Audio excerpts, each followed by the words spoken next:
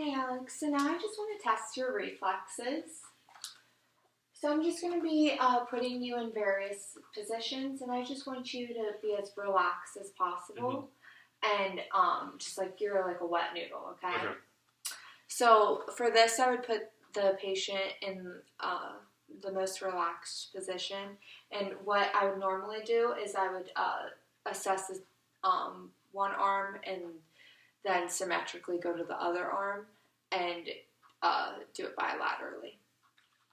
Okay, so first I just want to start, and I want you to have your arm just like that, relaxed as possible, and do the bicep tendon.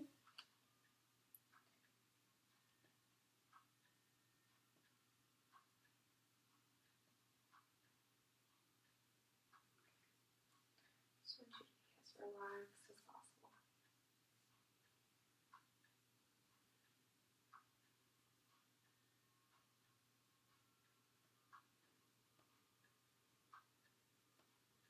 Okay, and then now I'm just going to have you twist,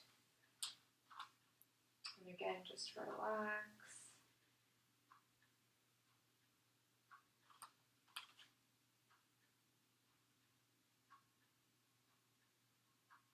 Okay, perfect. And then I just want you to put your arm out like you're a scarecrow.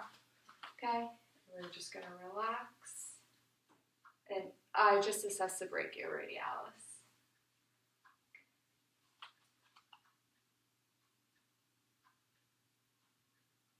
And this is the triceps.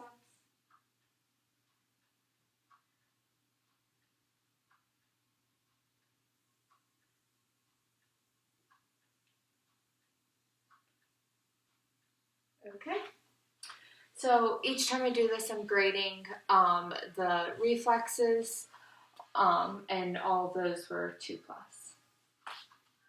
Okay, so now I'm going to do the patellar, and I want you to just back up and like have your knees at the edge. Just scoot up a little more. Okay.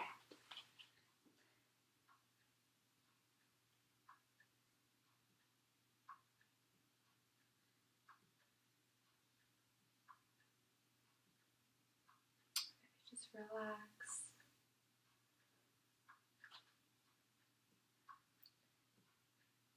Okay. Just going to relax this a little bit more. Okay. Perfect. And then now I'm just going to have you relax your foot. I'm going to test the plantar.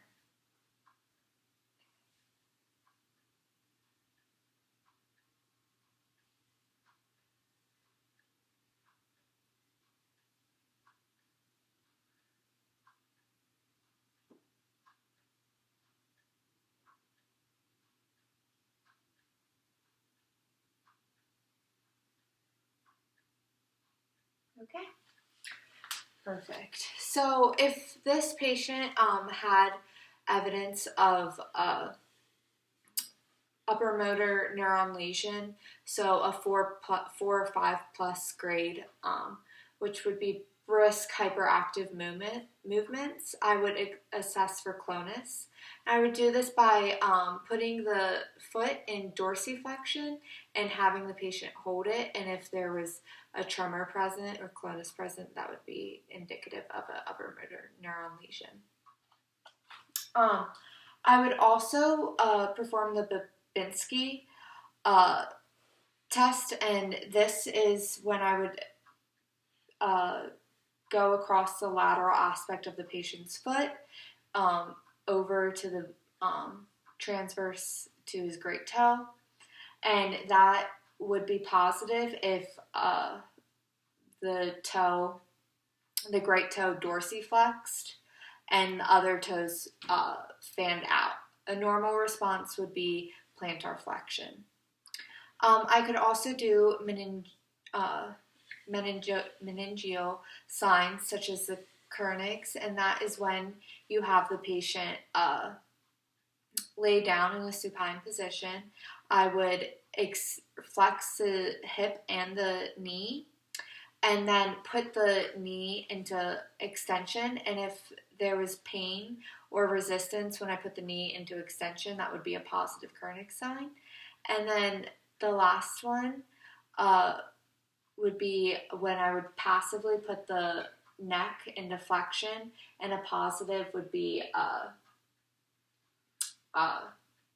the knees and the hips to flex.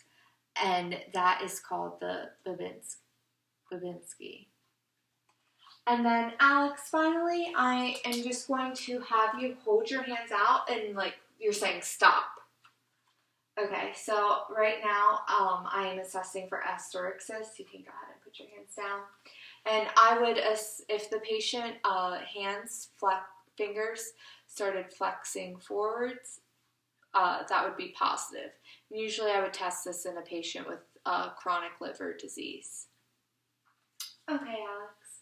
So I'm done testing your reflex, but now I want to move on to a sensory exam. Okay. So for this one, I just want to see if you can feel different sensations. Okay.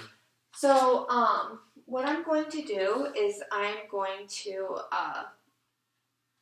show you what it feels like first with your eyes open, and then we're going to perform it with your eyes closed. Okay? So if you could go ahead and just stick out your arms. Okay. So this is like testing for vibration. And I want you to feel the vibration. Do you feel that? Mm-hmm. And then like pressure. Mm-hmm. And can you differentiate between the two? Yeah. Okay. So I'm going to do this on your foot, and I want you to go ahead and tell me when the vibration stops. Okay. So for this, I'm testing the patient's vibration sensation, and I am going to work from distal to proximal and do it symmetrically, bilaterally. But for the purpose, I'm only going to do it on one side. Okay, go ahead and close your eyes.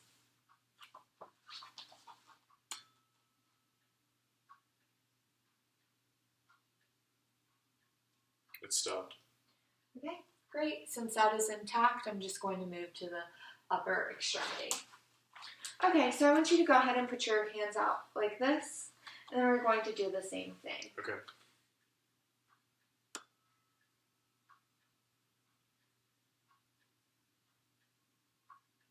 It stopped. Okay, great. And then whenever this tuning fork was on you, did it feel hot or cold? Hot, I guess. Warmish. Somewhere between hot and warm. Okay. So then right there I was assessing the patient's temperature sensation. Okay. So now I just want to see if you know how your body is moving in space. So I'm going to have you go ahead and just put out your fingers again. And this is like up, this is neutral, and this is down. Okay. So I'm going to do that, and I want you to close your eyes, and I want you to tell me what position it is. Okay. So I'm going to start with your feet, okay? Okay. Okay. Up. Down. Neutral. Up. Neutral. Okay. Great, and since that was intact, I don't have to move. I can just move up to the upper extremity. Okay, so we're going to do the same thing, just now with your finger. Okay. Up.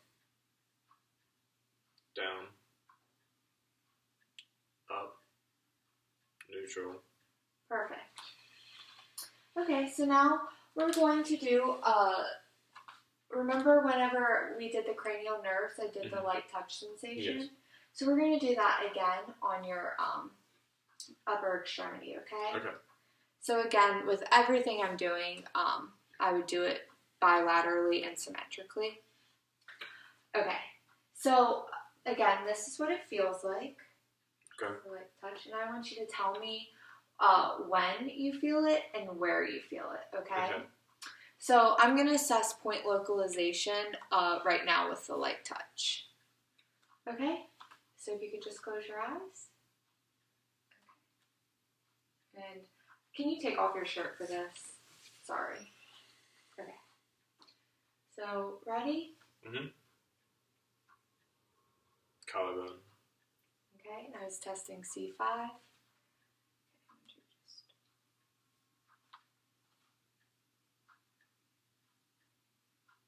Wrist. Okay, C6.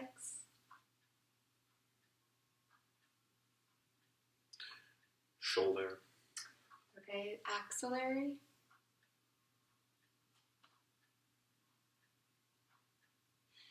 Forearm. Okay, that was C7.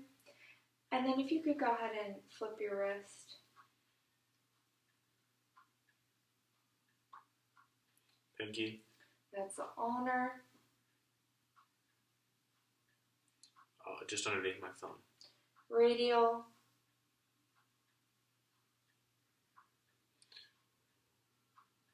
Just above the end of my forefinger. Okay, that was the median.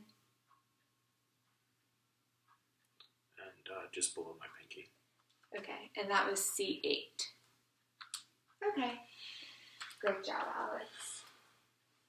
So again, you can put on your shirt now.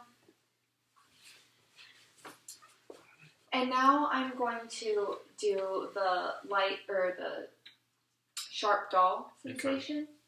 Okay, so this is sharp. Okay. And this is dull. Okay. Okay, and I'm going to do this on your lower extremities. Okay. Okay, so just relax your legs, and I want you to close your eyes. And then this time, I just want you to tell me if it's sharp or dull. Okay. Okay, and go ahead and put your arms to your side.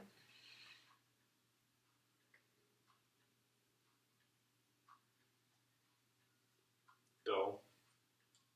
Okay, L4. Dull.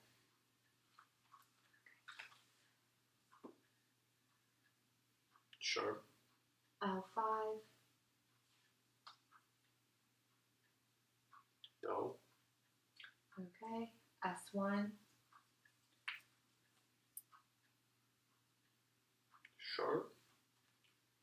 Lateral cutaneous.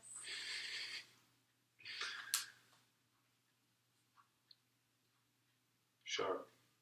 Sciatic. Dull. Common peroneal.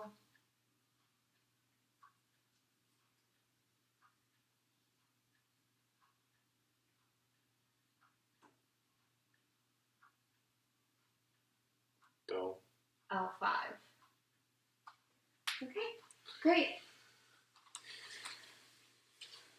So now, I'm just going to do what we call monofilament testing, and this is going to go on the soles of your feet, and this is what it feels like. Okay, and then I just want you to tell me when I'm touching. Okay, so go ahead and close your eyes. I felt that. I felt that. And now, yep. Felt that.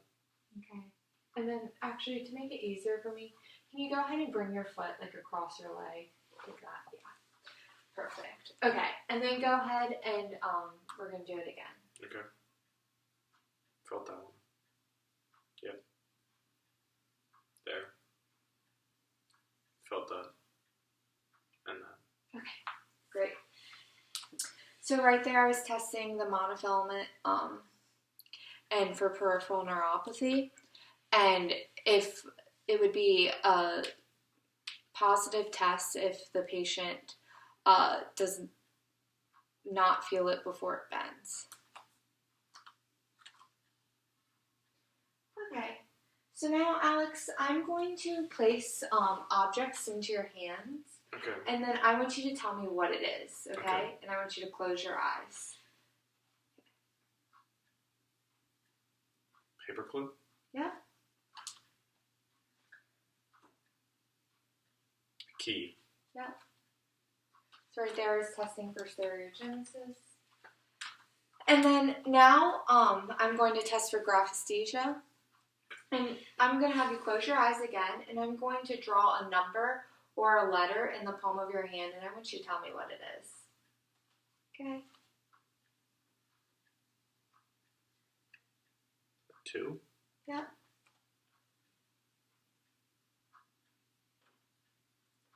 J.